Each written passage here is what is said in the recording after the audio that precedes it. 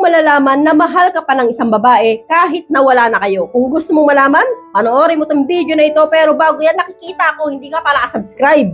No, mag-subscribe ka na po muna. Maraming salamat. God bless po sa inyo lahat. No? For today's video, paano mo nga ba malalaman na mahal ka pa ng isang babae kahit na wala na kayo? No? Kapag nakita mo to sa kanya itong mga bagay na ito, sure ako, mahal ka pa yan. Proceed na po tayo agad sa number 1. Lagi nagsisin ng mga stories mo. No? Try mo mag-post ng mga stories. No? Lalo na kung friend kayo o nakapollow siya sa'yo. No? Kapag po yan ay lagi niya nakikita yung stories mo, no? Lagi niyang ini-stalk. So araw-araw, no? Nakikita mo, nandun yung mukha niya, nandun yung profile niya, na scene niya, no? Kapag po yan ay laging ginagawa ng babae, ibig sabihin, interesado pa siya sa'yo. At posibleng may feelings pa siya sa'yo.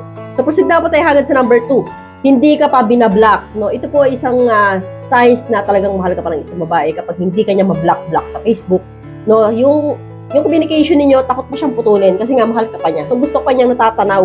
So, gusto pa niya na i-stalk. Kaya po, kahit po hindi na po siya nagpaparamdam sa'yo, kapag po hindi ka pa binablock ng isang babae, posibleng mahal ka pa niya.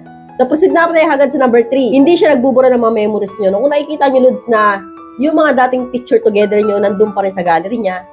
So, yung mga binigay mo sa kanya, nandun pa rin sa kanya. Hindi niya pa tinatapon. No? So, ito po ay nagpapakita na talagang namang mahal ka pa ng isang babae kasi nga, nandun pa rin sa kanya yung mga binigay mo. Hindi niya pa tinatapon. Ang babaeng galit sa'yo o hindi ka na mahal, unang-una niya pong itatapon yung mga memories ninyo. Yung mga binigay mo sa kanya, mga picture, no, tatanggalin niya po yan.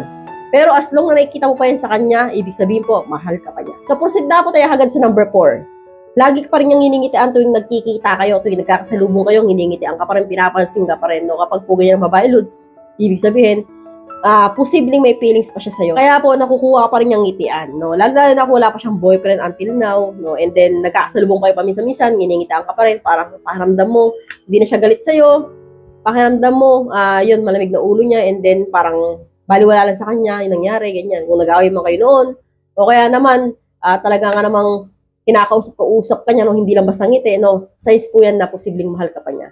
So, proceed na ako tayo agad sa number 5. Hindi pa rin siya nagbo-boyfriend hanggang ngayon, no? Ang babae, Luz, na hindi pa rin nagbo-boyfriend hanggang ngayon, nagbabakasali pa yan na magkabalikan kayong dalawa. So, kaya po hindi pa po siya nagbo-boyfriend, no? Hindi pa siya ready na ipakita sa'yo na meron siyang boyfriend. So, posible pong inaantay ka pa rin niya. Kaya po, until now, single pa rin siya. So, hanggang dito na lang po tayo, mga Lods. I hope you learned something new in this video. More videos to come. So, stay connected and see you again to my next video. God bless you. Bye!